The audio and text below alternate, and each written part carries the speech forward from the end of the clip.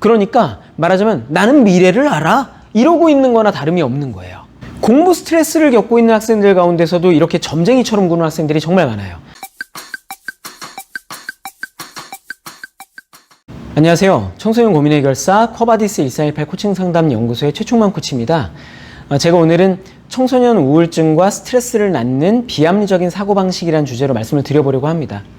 자, 우리 청소년들 가운데 공부 때문에나 혹은 이제 대인관계 문제 때문에 스트레스를 받는 학생들 상당히 많죠. 그리고 이제 그런 스트레스가 발전해서 막 우울증까지 나아가다 보니까 힘들어하는 이제 그런 학생들이 적지가 않은데요. 최근에 저한테 연락 주시는 그런 이제 청소년 혹은 이제 부모님들 많으신데, 특히 이제 이 부모님들이 저한테 연락 주시면서 고민을 말씀하시는 게 뭐냐면 우리 아이가 공부 때문에 너무 스트레스를 받고 우울해한다라는 거예요. 그러니까 이제 그렇다면 이제 그런 문제를 도대체 어떻게 해결하면 좋을까? 많이 궁금하실 것 같은데요. 그와 관련해서 굉장히 중요한 핵심에 해당하는 부분을 제가 오늘 말씀드리려고 합니다. 결론부터 말씀드리자면 청소년들의 스트레스나 우울증의 대부분은 생각으로부터 비롯되는 것입니다. 이 생각이라는 게 이제 아마 우리한테 도움되는 생각이 아니겠죠. 뭔가 이렇게 우리를 힘들게 만드는 생각일 텐데, 그래서 제가 이제 제목에서 비합리적인 사고방식이다 이런 단어를 쓴 거예요. 근데 이런 비합리적인 사고방식, 이것을 이제 심리학에서는 뭐라고 부르냐면 인지적 오류라고 합니다.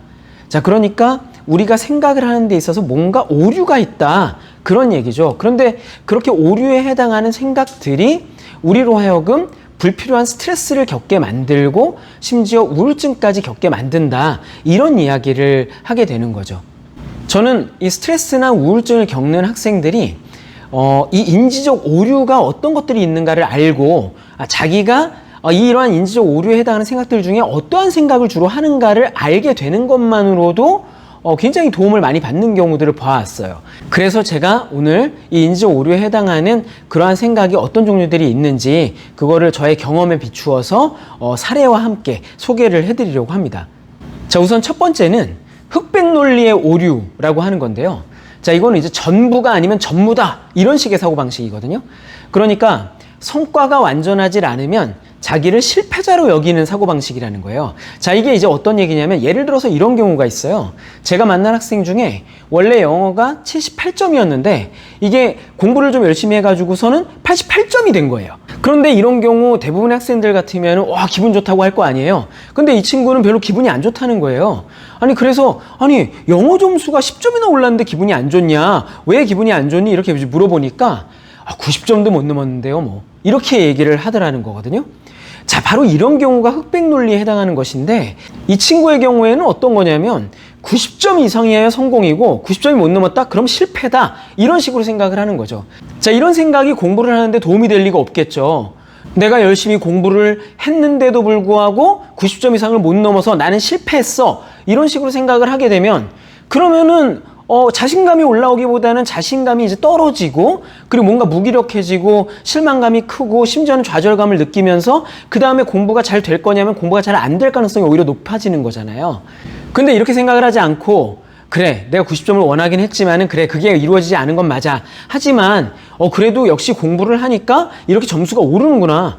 그렇다면은 다음번엔 더 잘할 수도 있겠는데? 이런 식으로 생각을 할 수 있다면 그러면 이제 우리가 자신감을 가지고 더 열심히 공부할 수 있게 되면서 실질적으로 성과를 거둘 가능성이 높아지게 된다는 거거든요. 자, 그런 점에서 바로 이 흑백 논리라는 것이 인지적 오류에 해당한다. 이런 얘기가 되는 거죠. 자, 그 다음에 이제 두 번째로 지나친 일반화의 오류라는 게 있는데, 자, 이거는 어떤 거냐면은 딱 한 번 부정적인 사건을 겪었어요. 그런데 그런 실패가 영원히 되풀이될 거라고 단정을 지어버리는 이제 그런 식의 사고방식이라고 볼 수가 있거든요. 자, 예를 들어서 제가 만난 어떤 고3 학생이 있었어요. 근데 이 친구가 고등학교 1학년 때 수능 모의고사를 보면 언제나 1등급이었던 거예요. 근데 그러다가 이제 2학년 때 한 번 시험을 망쳤어요. 그래서 이제 시험을 잘 못 봤는데 그 이후로 성적이 회복이 안 되는 거예요. 근데 그 원인을 잘 따져보니까 이 친구가 시험을 망친 이후로 앞으로도 계속해서 이렇게 될 것 같아 라는 생각이 굉장히 강했던 거예요. 그러니 마음이 얼마나 불안하겠어요. 그러니까는 열심히 공부를 하는데도 불구하고 항상 마음에 불안이 있으니 실제로 시험을 볼 때마다 성과가 나오질 않는 거였던 거죠. 자, 이런 경우가 바로 지나친 일반화의 오류로 인해 생기는 문제였다. 이렇게 볼 수가 있습니다. 다행히도 이 친구는 저를 만나서 코칭을 받으면서 이 지나친 일반화의 오류를 깨달았고 그렇게 해서 이제 마음의 자신감을 다시 회복했고요. 그래서 원하는 대학에 갈 수가 있었습니다. 생각을 바꾸는 게 얼마나 중요한가 하는 걸 이제 저한테도 굉장히 이제 뚜렷하게 각인시켜준 이제 그런 경우였다고 볼 수 있고요. 그 다음 이제 세 번째, 색안경 끼고 보기라는 오류가 또 있어요. 자, 이게 좀 어려운 말로 정신적 요가라고 하는데 이제 필터링을 한다는 거거든요. 자, 이게 어떤 의미냐? 부정적인 측면을 강조하고 긍정적인 측면을 무시한다. 단 한 가지의 사소한 부정적 사실에 집착하면서 모든 현실을 부정적으로 바라본다. 자, 이런 이야기인데 쉽게 얘기해서 나는 오직 부정적인 측면만 보여요. 이런 이제 상황이라고 볼 수가 있겠는데요. 예를 들어서 어떤 학생이 성적표를 받았는데 거의 전 과목이 다 90점 이상인 거예요. 그런데 아쉽게도 한 과목이 70점인 거죠. 그런데 이럴 때 70점짜리 그 하나만을 바라보면서 저 이번 시험 망했어요. 이렇게 이야기하는 학생들이 있다는 거예요. 자기가 잘한 부분은 무시하고 오직 잘 안 된 부분, 잘 못한 부분만을 이렇게 딱 포커스를 맞춰서 보면서 그러면서 거기에 의미 부여를 하다 보니까 기분이 좋을 수가 없잖아요. 내가 뭔가 굉장히 무능력한 사람인 것처럼 생각이 들게 되는 거예요. 그러니 우울할 수밖에 없는 거 아니겠습니까? 그죠? 자, 그 다음 네 번째로 장점 깎아내리기라는 오류가 있는데 이게 이 앞에서 얘기한 색안경 끼고 보기랑 어쩌면 비슷하지만 살짝 좀 다른 부분이 있어요. 자, 이 오류는 자신의 성취나 긍정적인 특성들을 이러저러한 이유를 들어서 별거 아니라고 주장하는, 그리고 그것을 부정하는 이제 그런 오류라고 볼 수가 있어요. 그러니까 색안경 끼고 보기는 오직 부정적인 측면에 초점을 맞추는 거라면 이 장점 깎아내리기는 긍정적인 측면을 부정하고 무시하는 것이다. 이렇게 볼 수가 있죠. 예를 들어서 제가 만난 학생 중에 수영을 아주 잘하는 학생이 있었어요. 이 친구가 초등학교 때 대회에도 많이 나갔더라고요. 그런데 한 번은 1등을 했다는 거예요. 야, 그래서 제가 너 1등까지 했어. 야, 너 정말 수영 잘하는구나. 그랬어요. 그런데 이 친구가 뭐라 그러냐면 그거 별거 아니에요. 이래요. 그건 별게 아니었어요. 아니, 왜 그게 별게 아니야? 그때 정말로 잘하는 언니가 안 나왔어요. 이렇게 얘기해요. 이런 식으로 자기가 성취한 것, 자신의 긍정적인 특성은 어떤 식으로든 별거 아니라고 깎아내리는 이제 그러한 태도를 보이는 학생들이 있는데 한번 생각해 보세요. 그런 태도를 계속해서 갖는다고 했을 때 기분이 좋겠느냐는 거예요. 우울할 수밖에 없지 않겠습니까? 자기한테 있는 장점마다 막 깎아내리면서 별거 아니라고 얘기를 하다 보면 그러다 보면 자기한테는 장점이 남는 게 없어요. 그러니 자기를 좋아할 수도 없고 기분이 우울할 수밖에 없게 되지 않겠느냐, 이런 얘기가 되는 거죠. 자, 그다음 다섯 번째로 침소봉대 또는 과소평가라는 오류가 있는데요. 자, 이거는 자기의 실수나 타인의 성과는 과장하고 자기의 장점이나 타인의 결함은 축소한다, 이런 거거든요. 자, 이게 어떤 거냐면 예를 들어서 내가 어떤 실수를 했어요. 그러면은 그거는 엄청나게 큰 실수고 굉장히 문제가 있는 거예요. 그런데 똑같은 실수를 다른 사람이 하잖아요. 그러면 그럴 수도 있지 뭐, 이렇게 받아들인다는 거예요. 그리고 자기가 뭔가를 잘했어요. 그러면은 그건 별거 아니에요, 이렇게 얘기해요. 그런데 다른 사람이 똑같은 성과를 내잖아요. 그러면은 야, 대단하다, 이렇게 얘기하는 거예요. 되게 황당하죠? 자, 그러니까 자기를 평가하는 것과 다른 사람을 평가하는 그 기준, 그 잣대가 완전히 다르다는 거예요. 그러니까 이제 이중잣대의 오류다, 이런 식으로도 얘기를 하는 건데, 자, 이런 식으로 생각하는 방식이 습관화되어 있다면 어떻겠습니까? 스트레스를 받고 기분이 안 좋을 수밖에 없지 않겠느냐는 거죠. 자, 그 다음으로 독심술의 오류라는 게 있는데요. 이게 인간관계에 아주 안 좋은 영향을 끼치는 오류라고 볼 수가 있어요.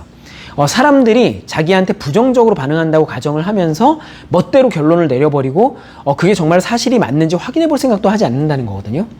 자, 예를 들면 이런 겁니다. 어떤 사람이 나랑 이야기를 나누는데 뭔가 심각한 표정을 지어요. 그러면 그럴 때 저 사람이 나를 싫어하나 봐, 이런 식으로 생각을 하는 거예요. 그런데 알고 보니까 이 사람은 그게 아니라 나랑 이야기를 나누는 과정에서 옛날에 있었던 어떤 안 좋은 일이 떠올랐을 수도 있잖아요. 자, 그래가지고서 그 일을 생각하다 보니까 살짝 표정이 어두워지는 건데, 그런데 그 사람의 마음을 알지도 못하는 채로 마치 내가 그 사람의 마음을 다 아는 것처럼 뭐야, 이 사람이 나 싫어하는 거야? 뭐야, 이 사람이 나 때문에 기분 나빠하는 거야? 이런 식으로 생각을 하는 경우가 있다는 거예요. 그러면 이제 그런 오류가 계속해서 반복된다고 하면 어떻게 되겠어요? 사람들을 계속해서 의심하게 되고 그 사람의 마음을 오해하면서 괜히 나 혼자 기분이 나빠가지고 그렇게 해서 사람들을 멀리하게 되고 이런 식의 이제 악순환이 반복되게 되거든요. 굉장히 위험한 그런 오류라고 볼 수가 있는 거죠. 자, 그 다음으로 점쟁이의 오류라는 게 있는데 이거는 일이 나쁜 쪽으로 변할 거라고 예상을 할 뿐만 아니라 이런 예상이 이미 뭔가 확고한 사실이 되었다라고 믿는 그런 거거든요. 그러니까 말하자면 나는 미래를 알아 이러고 있는 거나 다름이 없는 거예요. 공부 스트레스를 겪고 있는 학생들 가운데서도 이렇게 점쟁이처럼 구는 학생들이 정말 많아요. 자, 무슨 말씀이냐면 저는 공부해봤자 소용이 없어요. 해봤자 성적이 오를 것 같지 않아요. 우리 반에 이렇게 공부 잘하는 애들이 많은데 제가 한다고 해서 무슨 소용이 있겠어요. 이런 식으로 생각을 한단 말이에요. 이거 다 점쟁이라는 거예요. 실제로 해보지 않고 도대체 자기가 어느 정도로 성장할 수 있을지, 어느 정도로 발전할 수 있을지를 도대체 어떻게 알겠느냐는 거거든요. 이게 다 인지적 오류에 해당하는 그런 이제 사고방식의 문제다. 이런 얘기가 되는 거죠. 자, 그 다음 이제 8번째로는 당위적 진술의 오류라는 게 있는데, 자, 이게 이제 해야 한다식의 사고라고 볼 수가 있는데요. 이건 이제 어떤 말씀이냐면, 자기 자신이나 다른 사람에 대해서 뭐뭐 해야 돼 라거나 뭐뭐 하면 안 돼 이런 식의 이제 말을 계속해서 많이 사용하면서 비판을 한다는 거거든요.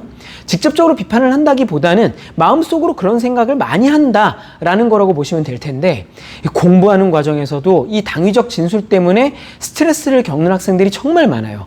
어떤 거냐면 나 이번에 반드시 1등급을 받아야 돼. 나 이번에 1등급 못 받으면 안 돼. 나 이번에 몇 점 이상 받아야 돼. 몇 점 이상 못 받으면 안 돼. 이런 식으로 생각을 한다는 거예요. 근데 그런 생각을 하면 우리는 엄청나게 마음에 부담을 갖게 되고요. 마음이 불안해져요. 바로 이러한 생각이야말로 시험 불안을 일으키는 아주 핵심적인 문제에 해당하는 생각이라고 볼 수가 있어요. 제가 경험해 본 바로는 시험 불안을 겪는 학생들은 거의 100% 다 이런 당위적 진술을 가지고 있어요. 나 어느 정도 받아야 돼. 이번에 못 받으면 어떡하지? 못 받으면 안 되는데? 이런 식의 생각을 하다 보니까 불안해서 공부한 만큼의 성과가 나오지 않는다는 거예요. 자, 지금까지 제가 8가지 종류의 인지적 오류에 대해 설명을 드렸는데 이게 전부는 아니에요. 하지만 제가 경험해 본 바로는 학생들이 대체로 많이 가지고 있는 오류랄까요? 그런 부분들은 이 8가지로 많이 설명이 되는 것 같아요. 자, 그런데 이런 식의 인지적 오류나 혹은 비합리적인 생각들은 내가 미처 의식하지도 못하는 사이에 아주 자동적으로 일어나는 경우가 대부분이에요. 그러니까는 습관처럼 내 마음속에 굳어져서 내가 미처 깨닫지 못하는 사이에 이렇게 자동적으로 이 생각들이 막 떠오른다는 거죠. 그러다 보니까 이 문제를 해결하기 위해서는 내가 뭔가 우울감을 느낀다든가 스트레스를 받을 때 이게 혹시 내가 뭔가 잘못 생각하고 있기 때문은 아닐까? 이런 식으로 이제 돌아볼 필요가 있어요. 그래서 찬찬히 나의 생각들이 이러한 인지적 오류에 해당하는 것은 아닌지를 돌아보면서 이거를 바꾸려는 이제 그런 노력이 필요하다는 거죠. 자, 여러분, 오늘 제가 청소년 우울증과 스트레스를 낳는 비합리적인 사고방식이라는 주제로 말씀을 드렸는데 어떻게 좀 도움이 되셨나요? 도움이 되셨다면 구독 신청 그리고 좋아요 꼭 좀 부탁드리고요. 저는 다음에 또 도움될 만한 다른 콘텐츠로 찾아오도록 하겠습니다. 감사합니다.